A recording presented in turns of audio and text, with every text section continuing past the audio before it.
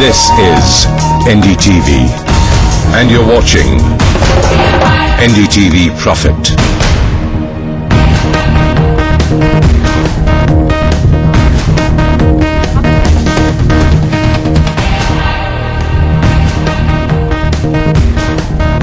How much time?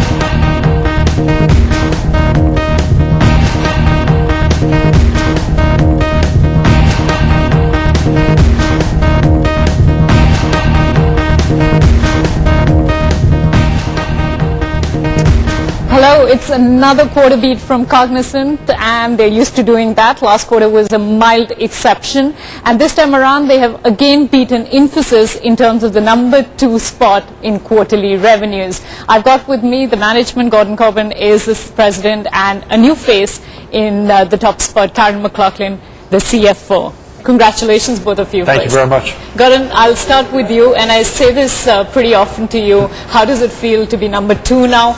I know every time you say we're not competing with Infosys, maybe an Accenture or IBM would be a better bet. We're thrilled on the revenue growth that we're seeing. A key part of our strategy is to deliver industry-leading revenue growth.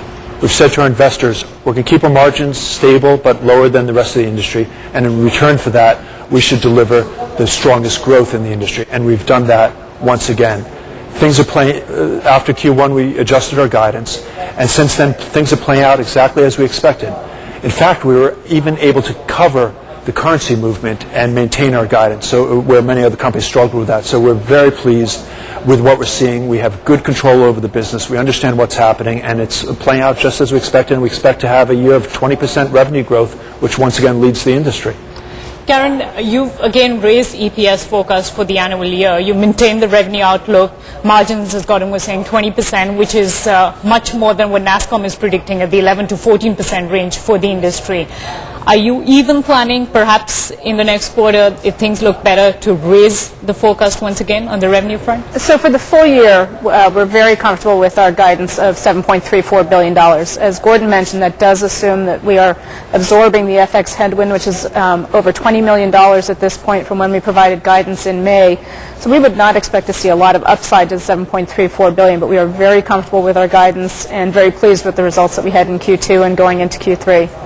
How are you doing this at a time when things are obviously looking a little sour for the rest of your peers? We've heard problems and troubling comments from the likes of Infosys, Wipro, and you've even beaten TCS in the top line growth.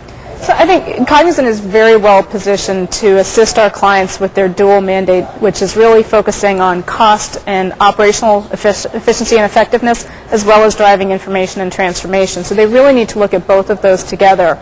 And with our very strong client relationships, our very strong consulting practice that we've built over the years, that enables us to really get in and work with our customers to help them understand their problems and deliver solutions to their problems, and really begin to engage in much more transformational programs, which we're seeing now. And as Gordon talked about on our earnings call this morning, 2 good examples of that would be our new extended relationship with ING US to deliver BPO services, as well as the Philips relationship in Europe to deliver IT transformation. So ING was a $330 million deal. Are you going to ramp up more deals? Are you going to see more new deals in the coming quarter? I think clearly we see more large transformational deals in the future. They are large, they are long, they are complicated, so they don't have a short sales cycle. But we would expect that over time we will continue to see more of those types of transactions. Okay, Gordon, so the real reason for this quarter being so strong is your client ramp-ups. Would that be correct? And also, are you seeing a marked betterment, for want of a better word, in banking and pharma, 2 problem spots for you last quarter? I think the second part is critical. Pharma returned to sequential growth in the June quarter after declining in Q1. Still, we expect it to grow slower than company average, but it is growing. Banking actually did quite well, or financial services. Insurance has been doing well on a broad range of services, both discretionary and maintenance work. Banking this quarter grew quite strongly, and that's a result of the banking clients looking at how they have to fundamentally change their business, how they have to optimize their operations, their cost structure, how they leverage IT, and they need a partner who can both execute on those IT projects, but can also sit at the table to figure out how do they leverage technology and how do they improve operations. And our consulting capability plays into that. So we're very, very well positioned to take a disproportionate share of the financial services market as it's going into this new wave. Beyond those two industries, things are playing out as expected. Retail and manufacturing is quite strong. Some of the discretionary tech work is a little bit softer. And Europe, we expected it to be weak. We said it was going to be weak at the beginning of the year. That's playing out as planned, though we're starting to see healthy pipeline in Europe, which we think will be important for 2013. So we're back to an environment where Cognizant is growing faster than the industry, and it's growing both from discretionary work in some segments and a broad range of maintenance work and operations work.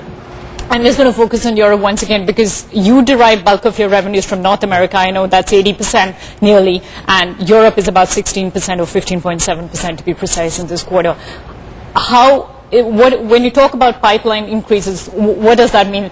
Do you feel that the Eurozone crisis is going to abate or things are going to get worse? Because we've heard from some companies, including major banks, that they are preparing for a breakup of the Eurozone. Europe, I view the U.S. economy as fragile. Stable but fragile. Europe is in tough shapes right now.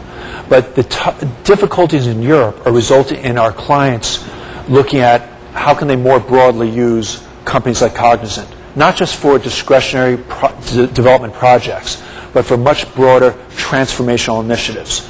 Historically, that's been much tougher in Europe due to the labor and cultural issues, but the unprecedented economic challenges right now in Europe are causing clients to say, we need to look at these fundamentally different ways of doing business. It's not going to happen overnight, and that's why we're saying for the rest of this year, our guidance assumes Europe stays very soft. But it's positioning for once Europe does stabilize and starts to come out of the crisis, or at least the crisis stabilizes, that our clients in Europe will have a fundamental different view of how they use companies like Cognizant, a much broader view of what we can do. And we're seeing that. We're seeing that in our pipeline today, which we think will drive revenue in 2013. Does your model of lower profitability and higher volumes actually work in your favor in distressed situations like Eurozone? We've talked about it earlier as well. Do you feel that you can maximize that at this point? The recession might be Cognizant's biggest opportunity. Clearly, economic downturns are an opportunity for us. Not because our pricing is lower than others in the market. If anything, our pricing is probably a little bit higher. But the difference in margin is a result of the investment we make in consulting and relationship management, all those front-end activities.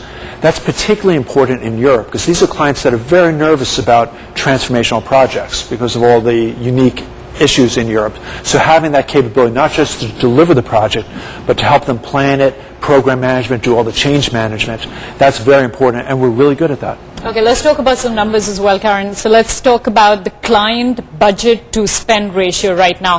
Has that changed for you in Cognizant recently? Are you seeing changes in that in the near future? So I think in terms of our addressable market, as we've talked about over recent quarters, we actually continue to see our addressable market grow. So particularly as we can expand our service offerings, the Horizon 2, the consulting, the BPO, the infrastructure services, and ultimately the Horizon 3 service offerings, we're continuing to see our addressable market grow considerably. And obviously we are and intend to continue taking a larger share of that market. For Europe, we think the addressable market in Europe is probably similar to the North American market. So as we talk about long-term growth, clearly lots of opportunity for us to continue to expand. What about the currency factor in all of this? So if you're looking at a stronger dollar, weaker euro, right now it's been very volatile. So I'm assuming that you're hedging your situation on that count? So we hedge against the rupee. So that is our primary hedging program, and we are continuing to do that. We have extended our hedging program out into 2016 at this point, and so we are fairly well hedged against rupee movement, and we think that's the right long-term strategy for us. It allows us to make long-term decisions and not necessarily worry about the day-to-day volatility. On the European currencies, obviously there was some impact that we've had to absorb this year since we provided guidance in May. The euro, the pound, and the Swiss franc, which are our three major European currencies, have all moved.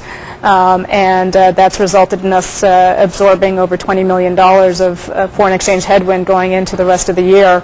But at this point, we're comfortable with where we are, and obviously if the currencies continue to move one way or the other, we'll have to manage that accordingly. And Gordon, you're continuing to invest in your business. That's been a model that Cognizant has always endorsed. So you've raised headcount again, 4,700 in terms of the employee addition. Will you see a reinforcement of that going forward? We'll clearly continue to add headcount as the year goes on. We always balance the timing of that to align with revenue growth, but we're actively in both the lateral market and the college market, not only in India but globally. One of the things we're really excited about is here in the U.S. we now recruit at 17 colleges. We hire close to 200 people into our training program here in the U.S. We now have college recruiting programs in Europe as well as the Middle East. So we're globally recruiting at colleges as well as laterally.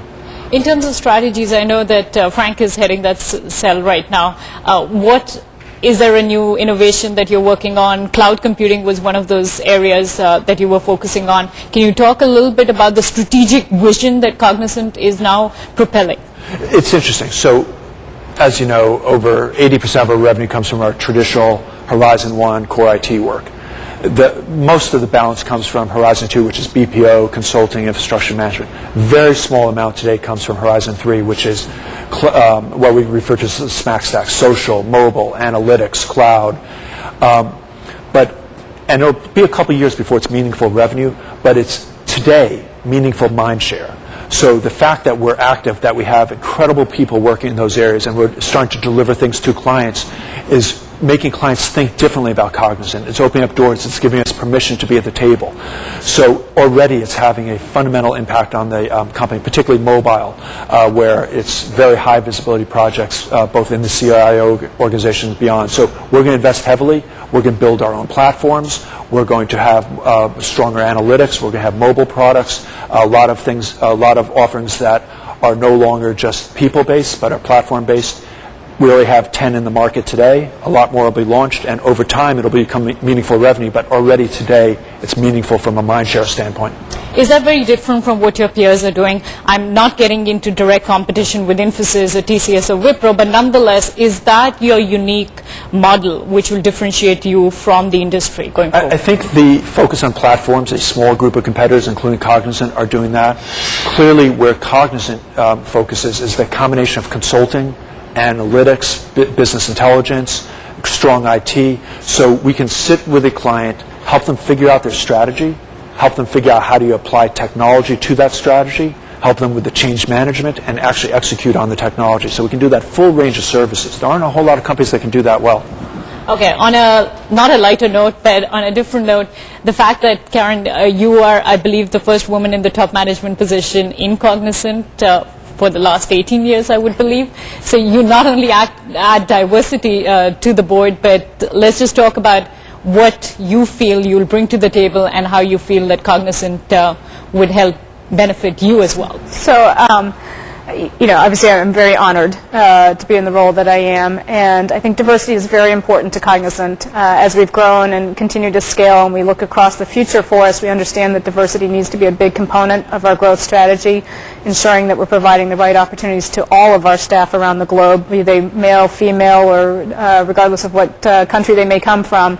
And so I think that's something that we're really focused on, is how do we provide those right opportunities and make sure that we're retaining the best talent in the industry. Gordon, one final word. How long is it that you overtake TCS, or at least Infosys in the annual revenues? I'm not even going to ask that question because I think in a couple of quarters we'll see that coming. But TCS? We have great competitors. We take great pride in competing with them because they are very smart management teams and very thorough on how they do things. We have a different strategy.